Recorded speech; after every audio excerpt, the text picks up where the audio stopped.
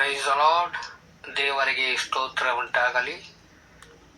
ಯೇಸು ಕ್ರಿಸ್ತನ ಪರಿಶುದ್ಧ ನಾಮದಲ್ಲಿ ನಿಮ್ಮೆಲ್ಲರಿಗೂ ವಂದನೆಗಳು.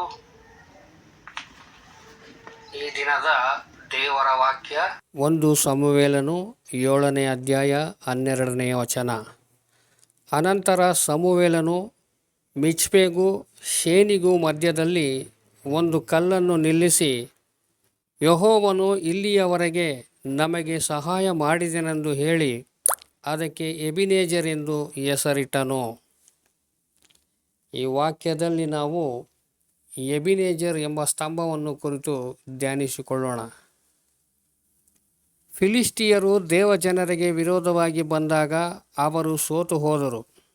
ಆಗ ಸಮುವೇಲನು ಮಿಚ್ಪಿಗೂ ಶೇನಿಗೂ ನಡುವೆ ಒಂದು ಕಲ್ಲನ್ನು ನಿಲ್ಲಿಸಿ, ಇಲ್ಲಿಯವರೆಗೆ ಕರ್ತನು ನಮಗೆ ಸಹಾಯ ಮಾಡಿದನು ಎಂದು ಹೇಳಿ ಅದಕ್ಕೆ ಎಬಿನೇಜರ್ ಎಂದು ಹೆಸರಿಟ್ಟನು. ಯುದ್ಧದ ಸಮಯದಲ್ಲಿ ಜನರು ಸಮುವೇಲನನ್ನು ನೋಡಿ, ನಮಗಾಗಿ ಎಡೆಬಿಡದೆ ಮೊರೆಯಿಡು ಎಂದು ಹೇಳಿದರು. ಅಂದು ಆ ಜನರನ್ನು ಫಿಲಿಸ್ಟಿಯರ ಕೈಯಿಂದ ಬಿಡಿಸಿದ ದೇವರು ನಮ್ಮನ್ನು ರಕ್ಷಿಸುವರು. ಫಿಲಿಸ್ಟಿಯರು ಅಂದರೆ ಶರೀರದ ಆಶೆಯುಳ್ಳವರು ಎಂದರ್ಥ. ಈ ರೀತಿಯಾದ ಕಾರ್ಯಗಳು ನಿಮ್ಮಲ್ಲಿ ಇದೆಯೋ? ಇಷ್ಟರವರೆಗೂ ಬಂದಂತೆ ಸೋಲುವಿಕೆಗಳನ್ನು ನೋಡಿಯೂ ನೋಡದಂತೆ ಇದ್ದಾರೆ. ಅದು ನಮ್ಮ ಸಾಮರ್ಥ್ಯವಲ್ಲ, ದೇವರ ಕೃಪೆಯೇ. ನಾವು ಉಳಿದಿರುವುದು ಕರ್ತನ ಕರುಣೆಯೇ.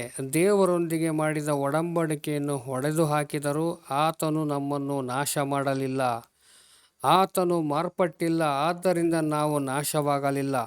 ಆತನು ಏಕರೀತಿಯಾಗಿರುವುದರಿಂದ ಆತನ ವರುಷಗಳು ಮುಗಿದು ಹೋಗಲಿಲ್ಲ. ಆ ಅಂತ್ಯವಿಲ್ಲದ ಕೃಪೆಯಲ್ಲಿ ಇಷ್ಟರವರೆಗೂ ನೆಲೆ ನಿಲ್ಲಿಸಿದರು ಮತ್ತು ನಡೆಸಿದರು, ಇನ್ನು ಮೇಲೆಯೂ ನಡೆಸುವರು. ನಾವು ನಮ್ಮ ಸೋಲುವಿಕೆಯ ಕಾರ್ಯಗಳನ್ನು ಕುರಿತು ಪಶ್ಚಾತ್ತಾಪಪಟ್ಟು ಆತನ ಬಳಿಗೆ ಹಿಂದಿರುಗಿ ಬರಬೇಕು. ನಾವು ಆತನ ಬಳಿಗೆ ಬಂದರೆ ಆತನು ನಮ್ಮ ಬಳಿಗೆ ಬರುತ್ತಾನೆ. ಪ್ರಕಟಣೆ 3:12. ಯಾವನು ಜಯ ಹೊಂದುತ್ತಾನೋ ಅವನನ್ನು ನನ್ನ ದೇವರ ಆಲಯದಲ್ಲಿ ಸ್ತಂಭವಾಗಿ ನಿಲ್ಲಿಸುವೆನು ಎಂದು ಕರ್ತನು ಹೇಳುತ್ತಾನೆ. ನಾವು ಅನುಭವವಿರುವ ಸ್ತಂಭಗಳಾಗಿ, ಸಾಕ್ಷಿಗಳಾದ ಸ್ತಂಭಗಳಾಗಿ, ಜಯದ ಸ್ತಂಭಗಳಾಗಿ, ಎಬಿನೇಜರ್ ಎಂಬ ಸ್ತಂಭಗಳಾಗಿ ಕಾಣಲ್ಪಡಬೇಕು. ಇದುವರೆಗೂ ಎಬಿನೇಜರ್ ಆಗಿದ್ದು ಸಹಾಯ ಮಾಡಿದ ದೇವರು ಇನ್ನು ಮುಂದೆಯೂ ನಡೆಸುವರು. ನಮ್ಮನ್ನು ಆತನ ಹಸ್ತಕ್ಕೆ ಒಪ್ಪಿಸಿಕೊಡೋಣ. ಆತನು ನಮ್ಮನ್ನು ಆಳ್ವಿಕೆ ಮಾಡಲಿ. ಆತನು ನಮ್ಮನ್ನು ಜಯದೊಂದಿಗೆ ಕೊನೆಯವರೆಗೂ ನಡೆಸುವರು. ದೇವರಿಗೆ ಮಹಿಮೆಯುಂಟಾಗಲಿ. ಆಮೆನ್.